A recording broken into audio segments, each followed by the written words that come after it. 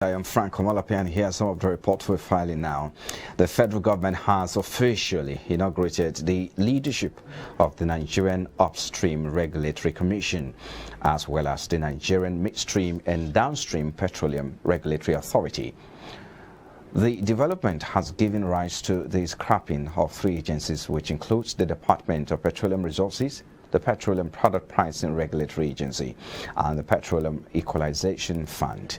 According to the federal government, workers of the three agencies would be protected. However, the chief executive had been discharged of their various appointments. Minister of State of Petroleum, Mr. Timi Presiva, while speaking at the inauguration of the new agencies and the newly appointed CEOs, described the occasion as historic, saying it heralds the beginning of a new era in the oil and gas industry. Siva also stated that with the new law, the federal government anticipates major growth in the oil and gas industry. And away from there now, an expert in the oil and gas industry, Mr. Balazaka, has tasked the federal government to ensure proper implementation of the Petroleum Industry Act recently passed into law to allow the opening up of this sector for investment. Speaking on our business flagship program, Business Breakfast, Zaka emphasized the importance of domesticating the refining of crude to boost the local content and the foreign exchange market. But yes. The biggest mistake our economic and political leaders have been making is they have forgotten that the population we are having, called 200 million population or thereabout, is supposed to be an advantage. It is supposed to call a market. It is supposed to call a hub. It is supposed to be called a positive horizon. So it's even first of all a shame that we export crude oil. When you look at what we call material processing and product chain, crude at crude level, whether you are talking about liquid material or solid material, at the crude level is where you have the least value. It is when you mine it, you process, or you fabricate, and you come up with finished products that you maximize benefit and you turn them to commercial assets or products. So in the case of Nigeria, just imagine if we were refining all the crude oil that we produce every day. Let me tell you, we will have enough for internal consumption and we will be selling refined products, and that's when they have real commercial values. Look at one shameful thing that is happening as I speak to you now.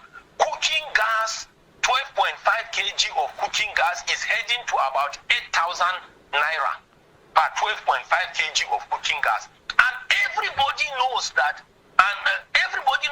cooking gas is technically called butane, or LPG, means liquefied petroleum gas. That liquefied petroleum gas is the first product that comes out when you are refining crude oil. But because we are not refining crude oil, and we are forced to import part of the cooking gas, that is why Nigeria is suffering and bleeding. So just imagine if we were to be refining here. It is the first product before petrol, diesel, and the rest. That will tell you something is wrong.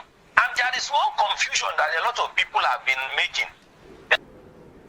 Away from there now, Nigerians' household expenditure increased to 54.84 trillion naira in nominal terms in the first half of 2021, representing a 13.7% increase in comparison to 48.22 trillion naira recorded in the corresponding period of 2020. This was recently disclosed in the released Expenditure and Income GDP report by the National Bureau of Statistics. Going by the report, the total expenses incurred by Nigerian household grew by 13.7% in comparison to the corresponding period of 2020. However, in contrast with the second half of last year, shows a 7.45% decline compared to 59.25 trillion naira. Household final expenditure comprised of expenditure including imputed expenditure incurred by a resident household on individual consumption goods and services.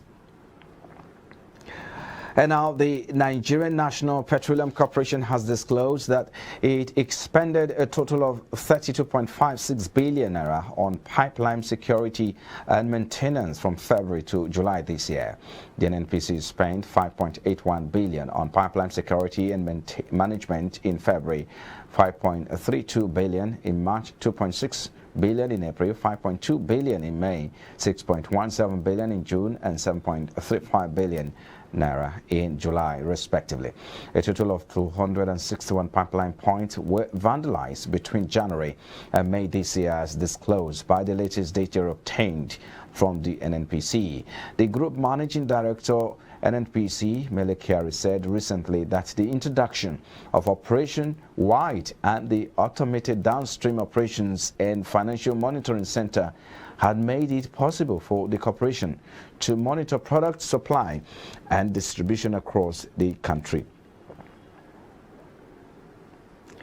And on the African scene now, sales of new luxury cars dropped 14.1% in 9 months ended September, weighed down by stockouts of PORSCHE, which is yet to get a new dealer in the local market.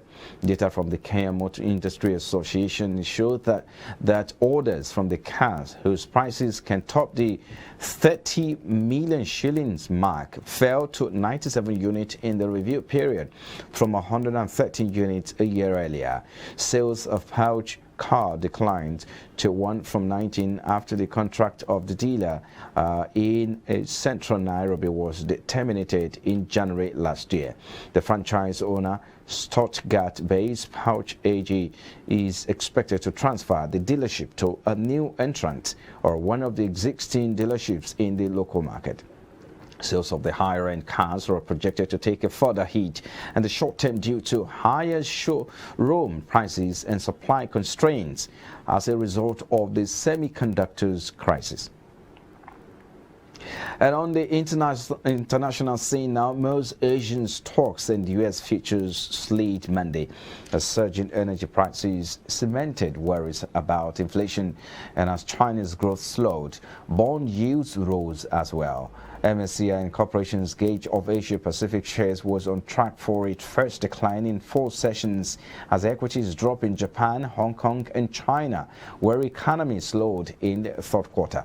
US contract dipped after American stocks advanced on Friday, with the S&P 500 shocking its best week since July as earnings maintained sentiment.